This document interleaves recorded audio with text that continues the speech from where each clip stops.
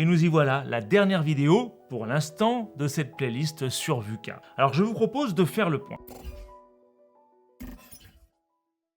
Depuis la naissance du concept VUCA dans les années 90 et la publication du support de cours du cours de leadership de l'école de guerre américain, les concepts qu'il rassemble se sont transformés et ont été adaptés en stratégie comme l'a fait par exemple Amazon.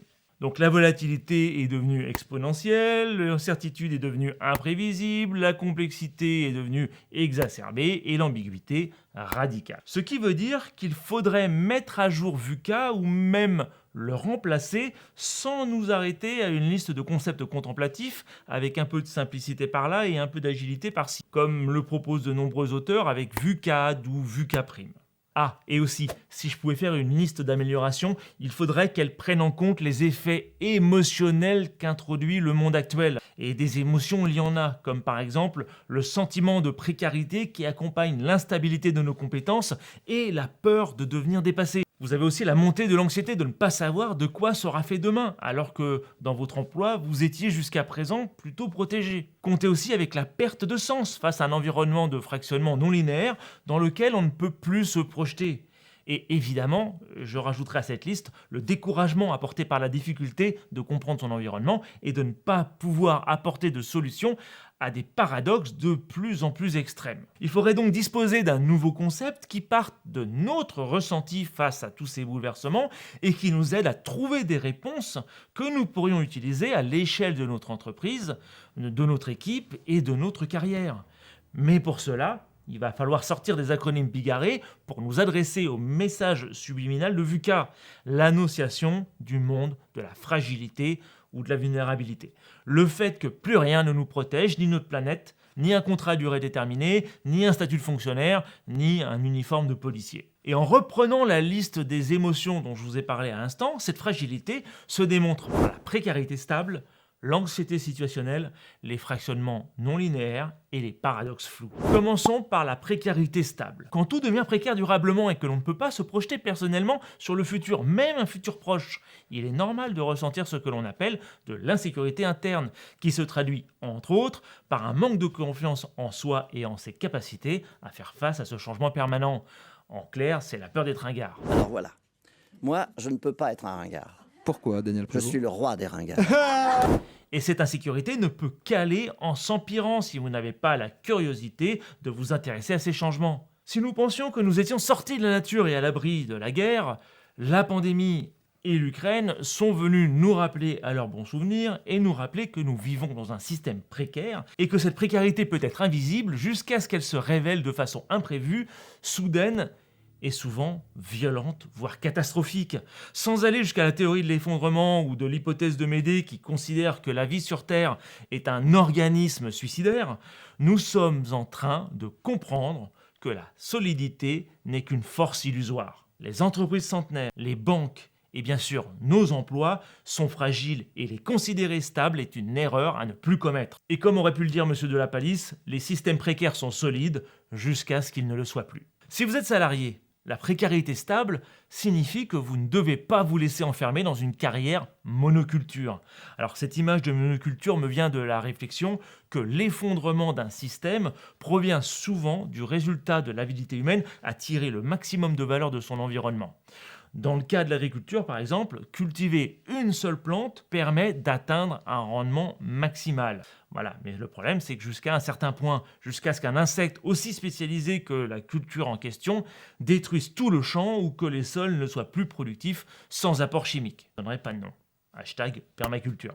Pour poursuivre cette image de monoculture et l'appliquer à votre carrière, avec la spécialisation de plus en plus étroite des diplômes et la division du travail, si vous ne travaillez que dans un seul domaine ou sur un seul sujet, vous vous mettez tout seul en danger d'être remplacé ou de vous retrouver dans un poste qui est devenu obsolète. C'est la raison pour laquelle si vous êtes salarié, vous devez avoir une permacarrière et faire comme les indépendants, en prenant la responsabilité de votre formation, en restant curieux sur les évolutions de votre métier et en cherchant à collaborer autant que possible avec d'autres services de votre boîte. Ce qui rejoint le concept du salarié T-shaped, en forme de T. Ça fait plusieurs fois que j'en parle, mais je vous promets, je vais mettre une vidéo en ligne sur le sujet très prochainement sur cette chaîne ou sur ma chaîne secondaire sur l'innovation, No One is Innovant. Le lien en description. Donc pour résumer, si vous ne prenez pas la responsabilité de votre formation, vous ne devenez pas plus curieux et ne collaborez pas, vous risquez d'être exposé au second effet de la fragilité, l'anxiété permanente. Prendre conscience que rien ne dure, ni nos compétences, ni notre emploi, ni la valeur de notre diplôme, ni la petite mousse en terrasse, ni la vie, touche directement notre bien-être et évidemment favorise l'anxiété issue non pas d'un événement temporaire, une pandémie, mais d'un contexte qui dure. À ce sujet, petite parenthèse rapide pour distinguer stress et anxiété. Stress, c'est un phénomène d'adaptation naturelle, soit à la nouveauté, soit à la surprise. Par contre, l'anxiété est une émotion permanente et parfois inexplicable d'insécurité. C'est ce qui arrive par exemple quand vous faites face dans la durée à une situation que vous n'avez jamais rencontrée ou sur laquelle vous n'avez pas de contrôle et pour laquelle vous n'avez éventuellement pas reçu de formation pour la surmonter. C'est-à-dire que l'anxiété est une source un peu plus diffuse et durable que le stress. Notamment l'anxiété actuelle qui est basée sur le fait que plus personne ne sait ce qui va se passer à court terme. Je vous rappelle vite fait qu'en France, à tout moment, 30% des salariés ont peur de perdre leur emploi avant la fin de l'année. On respire. Et c'est ce contexte qui dure qui fait que l'anxiété s'est intégrée dans notre culture et a profité de la pandémie pour se développer comme un champignon en milieu chaud et humide. Par exemple, selon une enquête Oracle, 45% des salariés interrogés affirment vivre un déséquilibre entre leur vie pro et perso.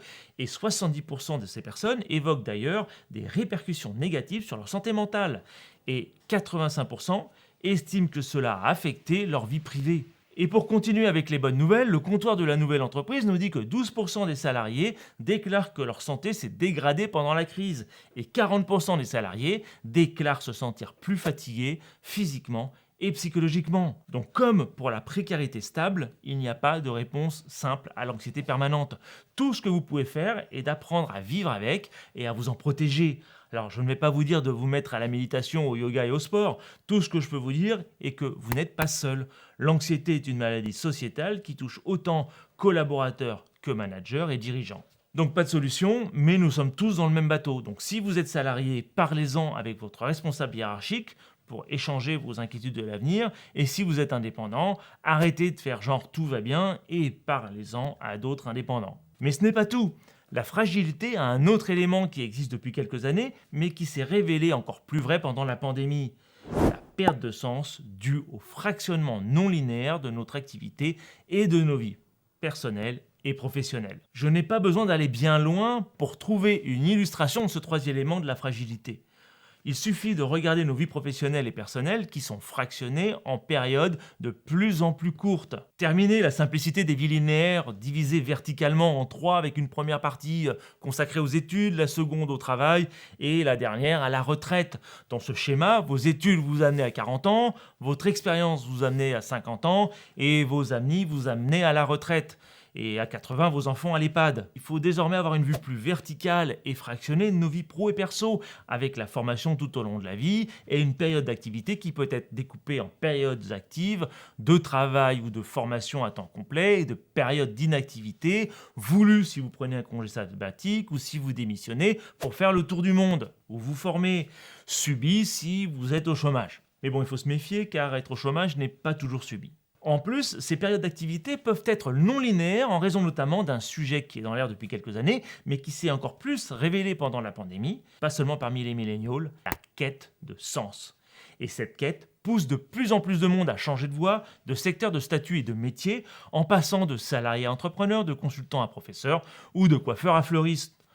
Et vice-versa, au point où il faudrait davantage parler de playlist que de parcours professionnel. Un exemple facile du fractionnement non linéaire s'illustre dans le fait que vous ne pouvez plus uniquement devenir le meilleur dans votre expertise, car le jour où cette expertise disparaît, au revoir et bonjour Pôle emploi. Vous avez une vraie machine? Oui, en fait, j'ai oublié mon ordi. Ok, d'accord. Bon, bah maintenant c'est bon, j'ai intégré ce que c'était, donc ça va moins me perturber.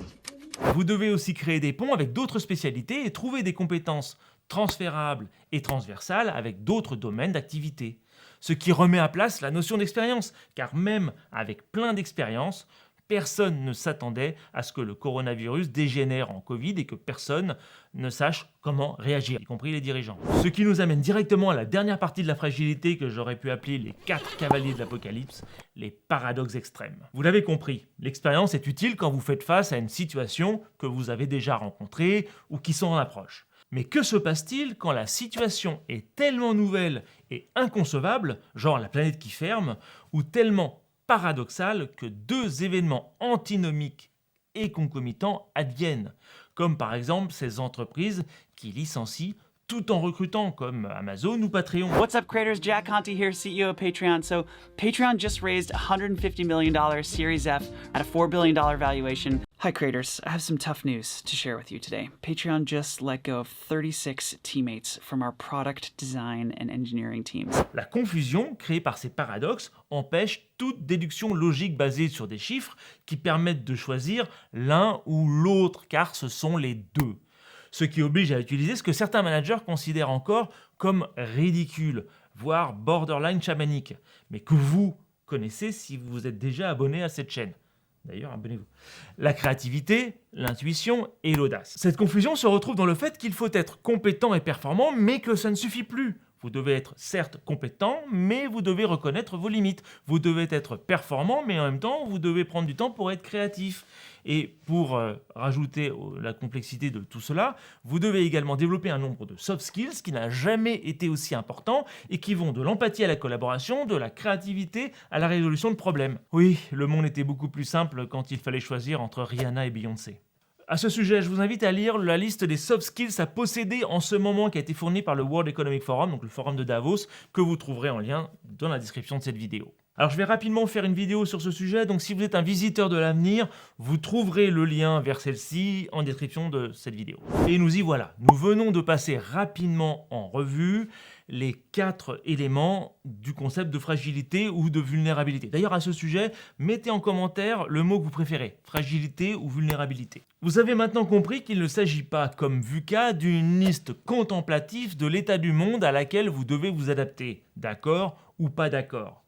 La fragilité est une proposition d'action qui part des émotions ressenties en réponse à ce monde qui change sous nos yeux. C'est aussi une question d'ouverture au monde et de recherche de son propre bien-être professionnel. Ça veut dire, entre autres, que c'est à vous de prendre en main votre formation et votre bien-être. Et pour cela, je me permets de vous faire 4 propositions. Face à la précarité, ne laissez pas votre sentiment d'insécurité interne vous enfermer dans une expertise trop pointue.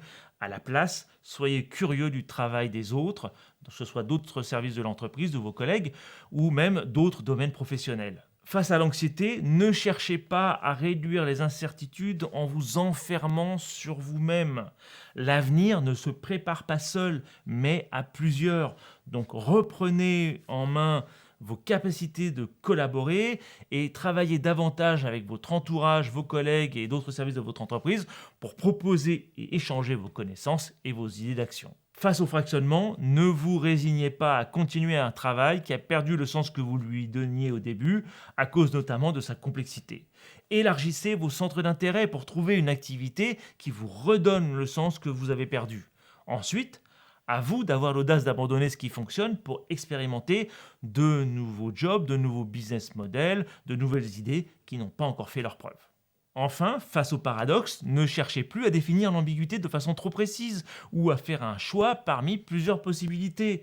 À la place, changez votre rapport au risque et apprenez à prendre des décisions sans avoir forcément compris tous les tenants et les aboutissants. Mais écoutez vos valeurs et suivez votre intuition. Ouais, ça fait un peu coach, mais je vous assure, on en est là. Alors pour conclure, pour finir et pour de vrai, je veux juste revenir sur le fait que quelles que soient les peurs et les inquiétudes que vous pouvez avoir concernant votre avenir, eh bien déjà il n'y a pas de réponse simple, mais sachez que vous n'êtes pas seul. Nous sommes tous dans le bateau à travers les générations et les nations. Maintenant, je ne sais pas si le monde appartient vraiment à ceux qui se lèvent tôt, mais ce qui est sûr, et que l'avenir n'appartient pas à ceux qui restent spectateurs des changements en cours. Voici donc qui conclut la vidéo de cette playlist sur VUCA. Si vous êtes resté jusqu'ici, eh bien, je vous remercie. Si vous avez regardé toutes les vidéos de la playlist VUCA, bravo. Maintenant, 2 lectures qui peuvent vous permettre de compléter ce qui a été dit. Évidemment, mon bouquin, comme je vous l'avais fait dans une vidéo précédente, vous voyez, il n'est pas très épais, mais c'est du concentré de conseils et de solutions pour manager dans un contexte VUCA. Vous avez également la dernière version qui date de 2021, donc 4e édition du support de cours du leadership de l'armée de guerre américaine, dans lequel on ne parle plus de VUCA, parce que VUCA est considéré comme quelque chose qui a été vu et revu et qui doit être connaître avant de commencer ce cours. Et puis, pour moi, je pense qu'il est temps d'aller ouvrir les fenêtres et de passer à d'autres sujets. Je vous invite à vous abonner à cette chaîne si vous vous intéressez au management. Et si par contre, votre tasse de thé est plutôt l'innovation, rejoignez-moi sur ma chaîne secondaire No One is Innovant qui parle d'innovation et dont vous trouverez le lien en bas de la vidéo. À bientôt.